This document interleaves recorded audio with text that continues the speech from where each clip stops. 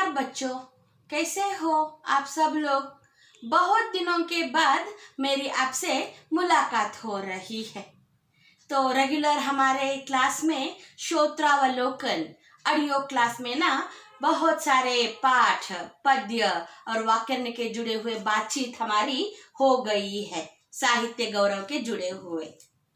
तो मैं आशा करती हूँ वो डिस्कशन जो है आपको समझ में आ गई है, और उसके साथ साथ हमने एक वेबसाइट का एड्रेस भी दिया है आपको। वहां पर आप हर एक पाठ पद्य का ना सवाल जवाबों को पा सकते हो। तो आज की इस वीडियो क्लास में मैं आपसे सुजान भगत पाठ से जुड़े हुए प्रश्नोत्तरों की चर्चा आज करना मैं चाह रही हूँ। तो सुजान भगत पाठ को तो ना आपने समझ लिया है कि किसान सुजान जो था वो भगत कैसे बना, और उसके बाद भगत बनने के बाद उसके घर के अधिकार उससे छीन लिए जाते हैं।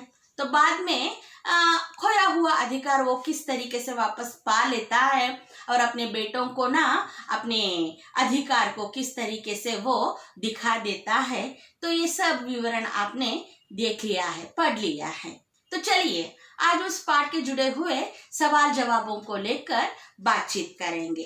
तो पहला सवाल रहेगा एक शब्द वाक्यांश में उत्तर देना। तो वहां पर पहला सवाल है, सीधे साधे किसान धन आते ही किस ओर झुकते हैं? धर्म और कीर्ति के ओर। जवाब है धर्म और कीर्ति के ओर। कानून को इलाके में आते तो किसके चौपाले में ठहरते? तो जवाब है सुजान के चौपाले में। तीसरा सवाल, सुजान ने गांव में क्या बनवाया? पक्का कुआं। ठीक है। नेक्स्ट, सुजान की पत्नी का नाम क्या है? बुलाकी। आगे का सवाल, सुजान के बड़े बेटे का नाम लिखिएगा। तो बड़ा बेटा उसका नाम था भोला। सुजान के छोटे बेटे का नाम लिखिएगा, शंकर। कौन द्वार पर आकर चिल्लाने लग गया? इसका जवाब है भिक्षुक या भिखमंगा। भिक्षुक या भिखमंगा। नेक्स्ट, बुढ़ापे में आदमी की क्या मारी जाती है? This question is very important, JEE CET NEET NATA. तो मार्क इट डाउन। बुढ़ापे में आदमी की क्या मारी जाती है? बुद्धि। ब्रैकेट में लिख सकते हो मत, मति। हाँ, बुद्धि मारी जाती है। घर में किसका राज होता है? This is also important. जो कमाता है उसका राज होता है। कटिया का ढेर देखकर कौन दंग रह गई? जवाब है बुलाकी। सुजान की गोद में सिर रखे किन्हें अकथनीय सुख मिलता था? This is also very important question. बैलों को। जवाब है बैलों को अकथनीय सुख मिलता था। आखिर में भिक्षुक के गांव का नाम लिखिए। भिक्षुक का गांव जो था वो था अमोला। हाजमोला को याद रखो तो अमोला याद आएगा। तो आपको पता है आपकी हिंदी मैडम ऐसे बातों को कहकर जवाबों को याद रखवाने की कोशिश करती है। You all know from 1 year. हाँ, हाजमोला को याद रखो तो तब आकर भिक्षुक का जो गांव था अमोला वो याद रहेगा। हाँ, so that's also very important. कुल मिलाकर 12 सवाल है यहाँ पर सुजान भगत के जुड़े हुए। तो उनके डिस्कशन अब आपसे मेरी हो गई। ठीक है। तो चलिए अब हम आगे बढ़ते हैं सुजान भगत पाठ के दीर्घ प्रश्नों को लेकर। Each carries 3 marks. यहाँ जो पहला सवाल है, घर में सुजान भगत का अनादर कैसे होने लग गया? ये पहला सवाल है।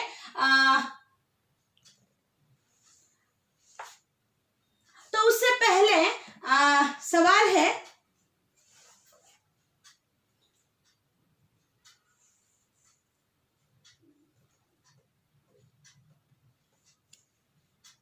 हाँ, पहला सवाल, सुजान की संपत्ति बढ़ने लगी तो उसने क्या किया? तो जवाब है सुजान की संपत्ति के बढ़ते ही वहां धर्म और कीर्ति के ओर झुकने लग गया। वो साधु संतों का सत्कार होने लग गया उसके घर में। महात्माओं का ना जमावड़ा उसके घर में, और थानेदार लोग, अफसर लोग उसके चौपाले में आकर रुकने लग गए। भजन पूजा सत्संग होने लग गया उसके घर में। और सुजान अपनी उदारता से क्या करने लग गया, उन लोगों की सेवा करने लग गया। उसको घमंड बिल्कुल नहीं था। सबके सामने ना सिर झुकाए रहता था सुजान, जो पूर्वज न कर सके थे उसके, सुजान ने वह पर कर दिखाया था उनके आशीर्वाद से। एक पक्का कुआं भी उसने गांव में बनवाया था। सुजान की उदारता और सेवा भाव का वारा पार क्या हो गया, नहीं था, बढ़ गया था। हाँ, तो वैसे बन गया था सुजान संपत्ति को पाने के बाद। तो ये 3 अंकों के लिए पहला सवाल है। और आगे की सवाल जो है, घर में सुजान भगत का ना अनादर कैसे होने लग गया। तो पहला जो सवाल है, उसके बाद second one, this is very important, अनादर यानी कि अगौरव, इररिस्पेक्ट। घर में ना उसे लोग कैसे अगौरव देने लग गए। तो इसके लिए जवाब कुछ इस प्रकार है। गया यात्रा के बाद सुजान महतो सुजान भगत बन गए थे। हाँ, और सवाल को कुछ इस प्रकार लिखोगे, हर एक कार्य में धार्मिकता एवं निष्ठा से वो करने लग गए हर एक काम को। चेतना जगत में सुजान भगत कोरे भगत बनकर बैठ गए थे। इनके हाथों से अधिकार धीरे धीरे छूटने लग गए। पति पत्नी तथा बेटे ही ना सब सलाह देने लग गए। सुजान के पास अगर कोई जाता तो वे अपने पास उनको बुलाकर लोगों को वहां तक जाने के लिए ही न देते। और गांव के प्रमुख व्यक्तियों में से एक सुजान जो था, लोग उसका बहुत सम्मान आदर तो करते थे गांव में। वो गांव का मुखिया भी था, लेकिन कौन सी चीज की क्या कीमत है और किस खेत में क्या उगाना है, ऐसे महत्वपूर्ण बातों की राय लेना भी ना घर के लोग सुजान तक जाने के लिए मुनासिब न समझने लग गए। जो कुछ भी है आपस में बातें करके उसके पत्नी और बेटे सुलझा देते थे। तो सुजान को ऐसे करने से ना लगने लग गया कि एक एक करके उसके अधिकार छीनने लग गए हैं, परंतु अधिकार उनके हाथ में न था, सुजान के हाथ में। वह घर के स्वामी न था, मंदिर के देवता बन गए थे। स्वामी के बदले में वो मंदिर में पूजने वाले एक भगवान के जैसे बन गए थे सुजान भगत, जब वो महात्मा यानी कि सत्संग में जब रहने लग गए। तो ये दूसरा सवाल है। तो तीसरा सवाल, सुजान भगत पेड़ के नीचे बैठकर क्या क्या सोचने लग गए। सुजान भगत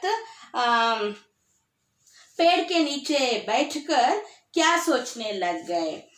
तो एक बार क्या हो गया, एक भिक्षुक आकर भीख मांगता है, और जब भीख देने के लिए सुजान आगे बढ़ते हैं तो उनके हाथ से छबड़ी छीन लेता है बड़ा बेटा, और बोलता है कि बाप का माल है क्या, जो ऐसे सेंध का माल है जो ऐसे लुटाने चले हो।